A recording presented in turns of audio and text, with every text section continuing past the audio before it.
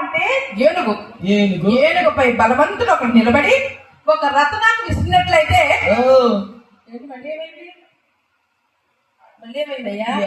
పెద్ద మనసు వండుకున్నా నువ్వు పెట్టాడు మాట మాట్లాడతా మనకన్నా ఏం మాట్లాడాను ఏంది ఏనుగు మీద నెగరేసి తల్లి ఆ రగతాన్ని ఇంకా పైకేస్తా.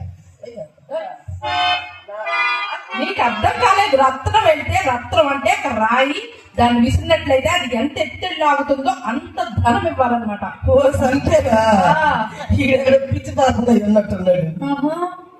ఇచ్చాడా ఎంత పెద్దోడైతే మాత్రము ఏనుగు మీద కూర్చుంటే మాత్రము నిలబడితే మాత్రము ఆడ నుంచి రాయి గట్ట పైకేస్తే పై నుంచి కిందే అదే అక్కడే తప్పు చేస్తున్నాం.